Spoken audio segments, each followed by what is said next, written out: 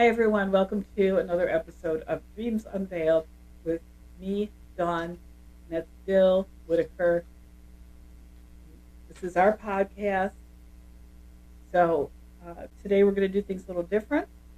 And instead of actually going over a dream, we've had people email or get questions to us that they've had about the podcast. So we picked some of them and we're going to answer them today. Bill's going to ask the questions. I'm going to answer. He can answer them too, but I think he's leaving that part to me. Yes, I'm going to leave that part. Oh, that's so nice. You love sharing. I might answer some stuff.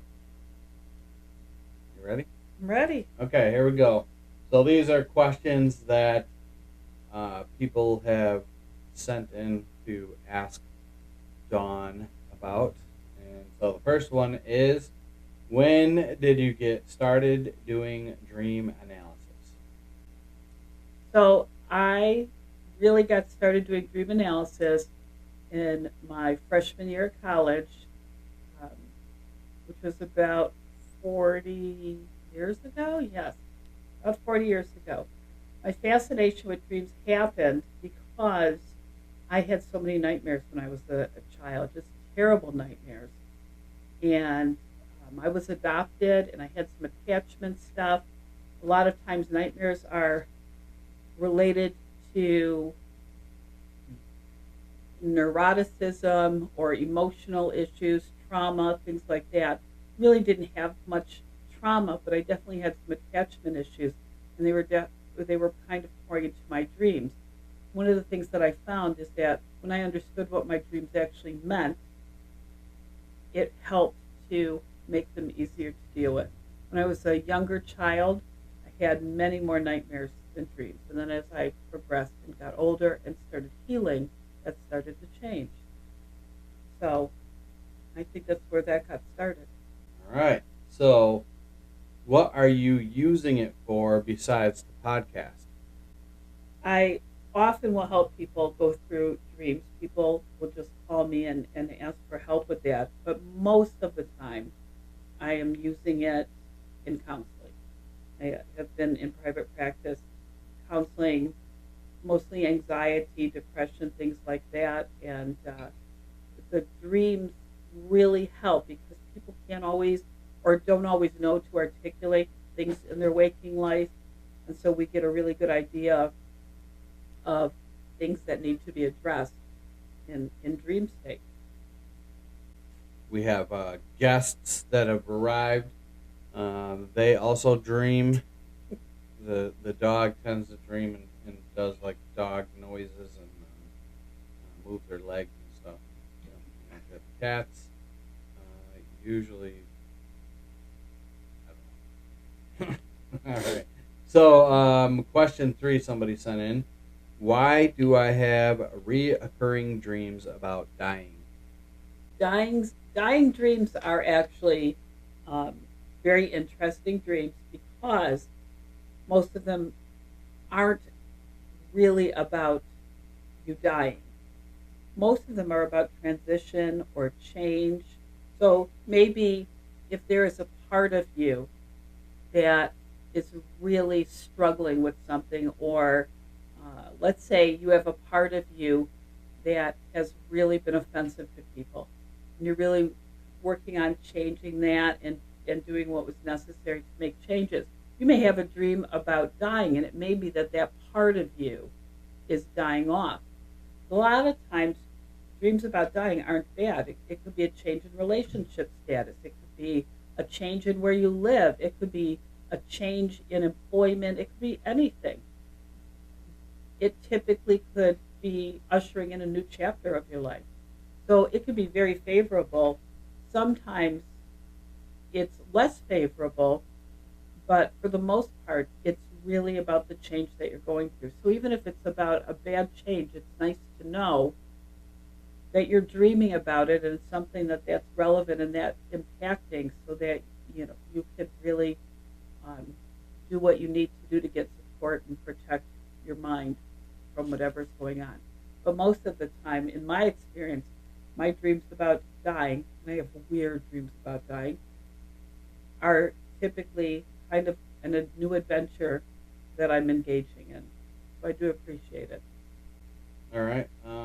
And we got question number 4. I want to remember my dreams. How can I do it? Now, Bill, what would you say to that? How do you think you can remember your dreams? Write it down when you wake up. That's right. Write it down when you wake up. And sometimes before you go to bed, it's very helpful to really tell yourself, I am going to wake up and record my dreams. If you wake up like me, you're not going to sit there and write a novella with pen and paper. I usually will just speak enough into my phone to remember the content of the dream. Make sure you have enough to remember, because the longer you're awake following a dream, that as time goes on, and I'm talking minutes, not days, you're going to remember less and less of it. So it's very important that you capture it right away. Once you start really training your brain to remember your dreams, it becomes a lot easier. You could use a dream journal. You could use text yourself and voice text yourself or whatever. That's what I end up doing, because I'm usually not so bright-eyed that I want to write a whole bunch of stuff down. So that's pretty much it. Here's a question for me. Who interprets your dream? I do. All right. So let's see. Wait, how do you not know that? They don't know that. All right. So question number 5. You said the part of your brain responsible for reading is inactive during dreaming, so most people don't read. Is it possible to do that? That's a good question. So when we are dreaming, the language center of our brain are typically inactive or less active, taking a bit of a rest. They're pretty active when we're awake.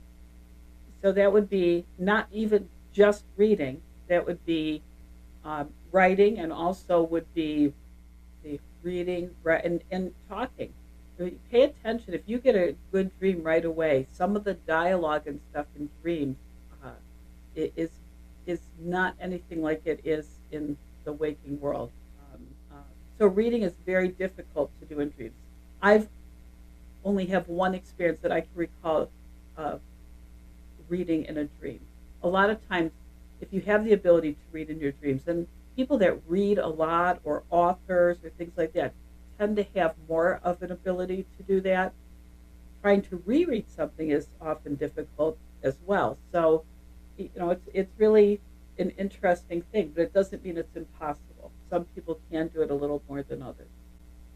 All right, and the last question we got.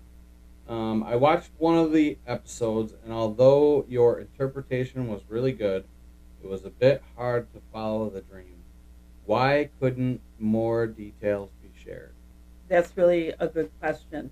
So this whole thing got started because my husband posted on Facebook, "Would anybody watch a podcast if Dawn's interpreting dreams?" And I saw it there. That's how I found out about this. But I'm like, that's actually not a bad idea. So we've had a number of people that have come forward, but dreams are very, very personal.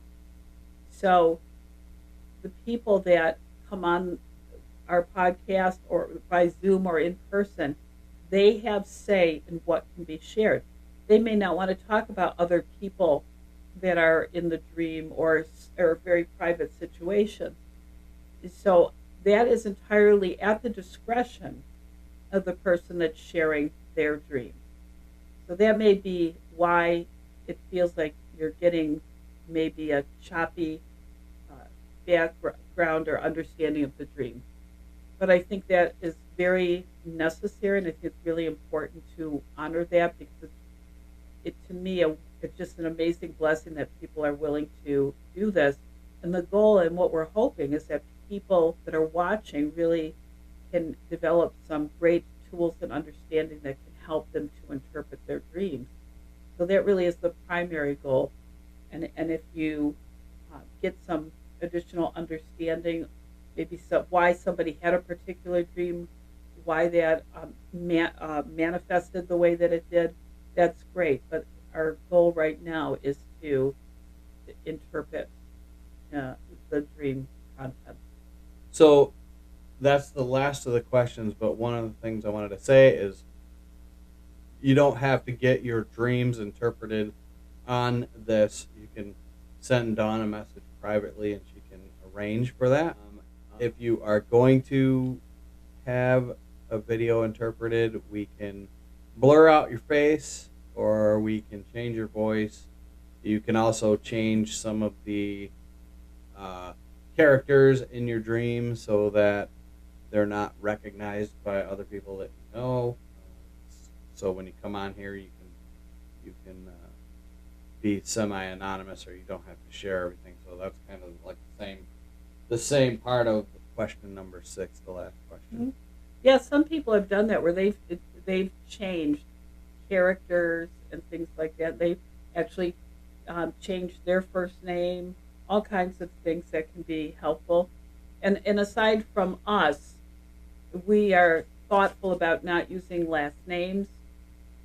So that's just a policy that we're having, although some people will still share on Facebook and it's not hard to figure out who they are. But we want to be really thoughtful about that because these are personal experiences. Most, not all, most of our dreams really represent our personal day-to-day experiences.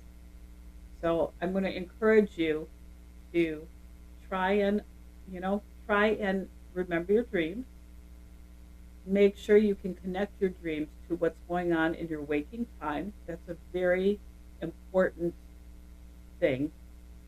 Any interpretation really needs to resonate with you. It needs to be something that gives you that aha understanding. I know when we did one of Tina's dreams last week, I was talking to Tina and I was on a whole different path, and she said, well, I actually think it's about my MS, and I thought, oh, that could work, and it absolutely, there's no doubt by the time we were done talking that that's what it was about. Somebody else interpreting isn't always right, and definitely not the final authority. It's the dreamer who is. The other thing I'd like to say is that you can email me, and I hopefully Bill will put this all up on the video. Yeah, you can email me at dreams@daunw.com. So it's dreams@daunw.com. Just my Dawn is with a U. And please like and subscribe to the YouTube channel. We're new at this, but we would love all the support that you have to offer. And please consider sharing your dreams with us. That would be really great and a great opportunity to help people heal and to make changes and to understand what their dreams are telling them. And until next time, hope you have sweet dreams.